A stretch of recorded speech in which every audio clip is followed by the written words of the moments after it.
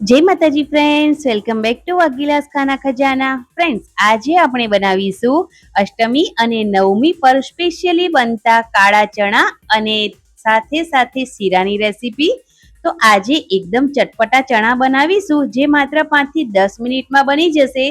જેમાં આપણે ડુંગળી લસણનો પણ ઉપયોગ નથી કર્યો અને શીરો પણ થોડી ટ્રીક સાથે બનાવીશું, જેથી ઠંડો થયા પછી પણ તે બિલકુલ સુકાશે નહીં અને એકદમ સોફ્ટ લાગશે. તો આ પાવન નવરાત્રિમાં અષ્ટમી પર તમે આ રીતથી પ્રસાદ બનાવી લેશો ને, તો માતા અને કન્યાઓ બધા જ ખુશ થઈ જશે. તો ચાલો જય માતાજી બોલીને રેસીપીની શરૂઆત આપણે કરી લઈએ. તો રેસીપી પસંદ આવે ફ્રેન્ડ્સ તો મારી ચેનલને સબસ્ક્રાઈબ કરી લેજો, લાઈક કોમેન્ટ શેર જરૂરથી કરજો. સૌથી પહેલા આપણે દેશી કાળા ચણાનું શાક બનાવી લઈએ. તો તેના માટે અહીંયા મેં રાત્રે જ 1 વાટકી ભરીને કાચા દેશી જે ચણા આવે છે તેને એક મોટા બાઉલમાં નાખીને એકદમ સારી રીતે 2 થી 3 પાણીથી ધોઈ લીધા હતા. આ ચણાને 2 થી 3 પાણીથી તમારે પહેલા ધોઈ લેવાના છે અને એકદમ સારી રીતે ધોઈ અને સાફ કરી લીધા પછી તેને ઓવરનાઇટ પાણી એડ કરીને પલાળવા માટે મૂકી દેવાના છે. પણ જો તમારી પાસે એટલો ટાઈમ ના હોય તો તમે 5 કલાક માટે ગરમ પાણીમાં પણ પલાળી શકો છો. તો રાત્રે ભૂલી જાઓ તો સવારે પણ તમે પલાળી શકો છો. તો અહીંયા ઓવરનાઇટ રાખેલા જે ચણા છે એ તમે જોઈ શકો છો કે એકદમ સારી રીતે પલળી ગયા છે અને ફૂલી પણ ગયા છે.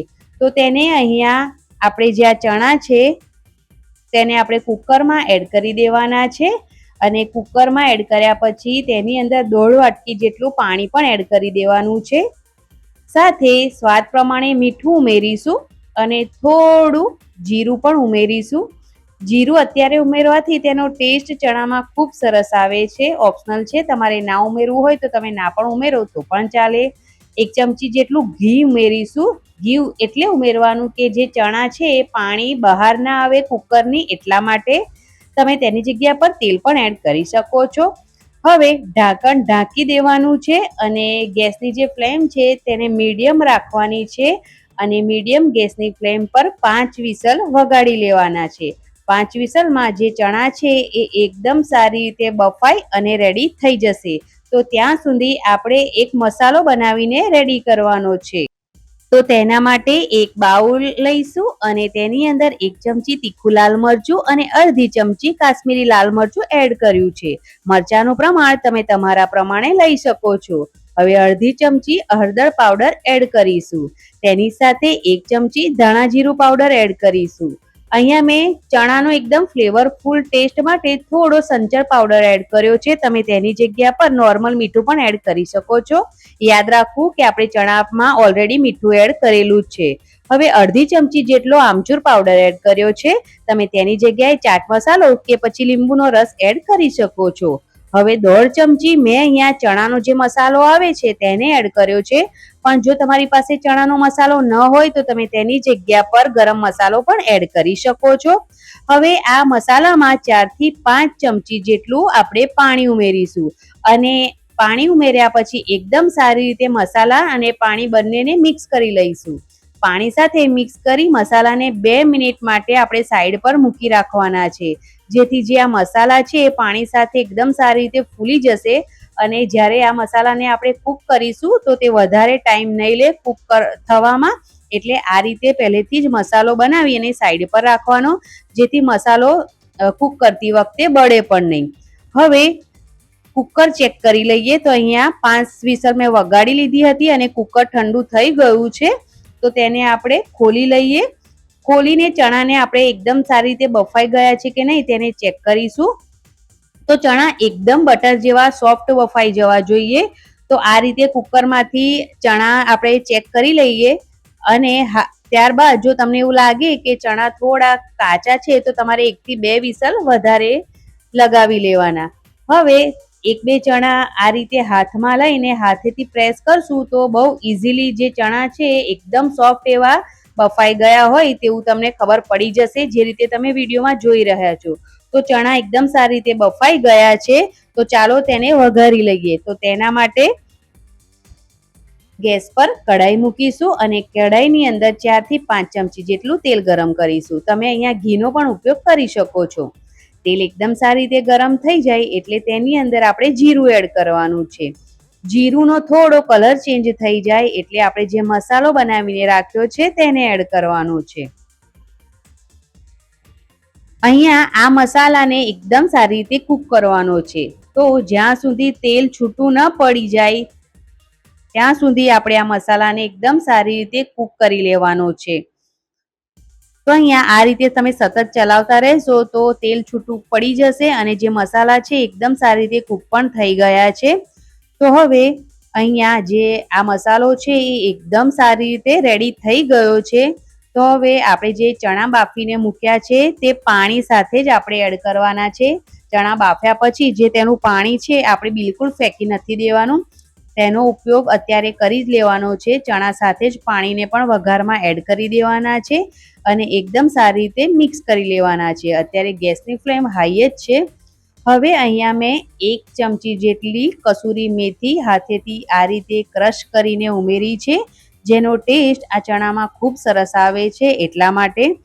હવે ચણાને 3 થી 4 મિનિટ માટે એકદમ સારી રીતે કૂક કરવાના છે, જેથી આ પાણી છે એ થોડું બળી જાય અને જે મસાલા છે એ જે ચણા સાથે એકદમ સારી રીતે કોટ થઈ જાય. તો આ જે ફ્લેવરફુલ આપણે ચણાનું શાક બનાવીએ છીએ તેના માટે અહીંયા મેં અડધો જેટલો બટાકાને બાફીને ક્રશ કરીને એડ કર્યો છે, જેથી આ ચણા છે એ એકદમ સરસ ગાઢા રસાવાળા રેડી થાય એટલા માટે. આ ઓપ્શનલ છે, જો તમારે એડ કરવો હોય તો કરવાનો. હવે તેને એકદમ સારી રીતે બટાકાને મિક્સ કર્યા પછી આદુને આ રીતે કટ કરીને એડ કર્યું છે અને તેની સાથે મેં અહીંયા 3 લીલા મરચાં આખા એડ કર્યા છે. કેમ કે આપણે આ ચણા બાળકો માટે બનાવીએ છીએ તો તે વધારે તીખું ના ખાઈ શકે એટલા માટે આ ઓપ્શનલ છે. જો તમારે એકદમ મોડા ચણા બનાવવા હોય તો તમારે આ લીલા મરચાં છે તેને પણ સ્કીપ કરવાના છે અને તેને પણ એકદમ સારી રીતે મિક્સ કરીને તેને થવા દેવાનું છે થોડી વાર માટે, 1 થી 2 મિનિટ માટે. 1 થી 2 મિનિટમાં ચણા છે એકદમ સારી રીતે એકદમ ગાઢા ચણા બનીને રેડી થઈ ગયા છે. લાસ્ટમાં આપણે થોડા ધાણા એડ કરી દેવાના છે અને ધાણા એડ કર્યા પછી તેને પણ એકદમ સારી રીતે મિક્સ કરી લેવાના છે. આપણે જે બધા મસાલા છે એ એક સાથે જ એડ કર્યા છે એટલે જ્યારે ચણાને વઘારી લઈએ પછી આપણે કોઈ પણ પ્રકારના મસાલા એડ કરવાની બિલકુલ જરૂરત રહેતી નથી એટલા માટે. તો હવે ધાણા પણ એકદમ સારી રીતે મિક્સ થઈ ગયા છે. તો હવે ગેસની ફ્લેમ બંધ કરી દેવાની છે અને હજુ પણ થોડું ચણા પર કોટ નથી થયા મસાલા, તો તેના માટે આપણે એક તરી બનાવી લઈએ. તો ગેસ પર કઢાઈ મૂકી 2 ચમચી જેટલું તેલ ગરમ કરીશું. તેલ ગરમ થઈ જાય એટલે ગેસની ફ્લેમ બંધ કરી દઈશું અને તેની અંદર અડધી ચમચી જેટલી હિંગ એડ કરવાની છે, જેની સ્મેલ ખૂબ સરસ આવે છે આ ચણાના શાકમાં. અને 1 ચમચી જેટલો કાશ્મીરી લાલ મરચું પાવડર ઉપયોગમાં લેવાનો છે. તીખું લાલ મરચું નહીં વધારે ઉપયોગમાં લેવાનું, કેમ કે બાળકો ખાઈ ના શકે એટલા માટે. એકદમ સારી રીતે મરચુંને મિક્સ કરી લેવાનું છે અને જે ચણા છે તેની અંદર એડ કરી દેવાનું છે અને એડ કર્યા પછી એકદમ સારી રીતે મિક્સ કરી લેવાનું છે. તો અહીંયા જે આ એકદમ ટેસ્ટી ચણા છે એ બનીને રેડી થઈ ગયા છે. આ ચણાના શાક પર ચણા પર એકદમ સારી રીતે મસાલાનું કોટિંગ પણ થઈ ગયું છે અને જે આ ચણા છે એકદમ કોરા પણ નથી થઈ ગયા.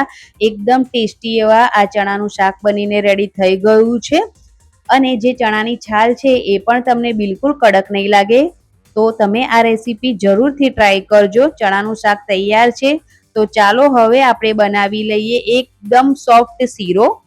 તો તેના માટે મેં અહીંયા પહેલા અડધી વાટકી જેટલું ગરમ દૂધ લીધું છે અને તેની અંદર થોડા કેસરના તાતણા ઉમેરી લીધા છે અને હવે તેને એકદમ સારી રીતે મિક્સ કરી અને સાઈડ પર રાખીશું, જેથી કેસર એકદમ સારી રીતે દૂધ સાથે મિક્સ થઈ જાય એટલા માટે.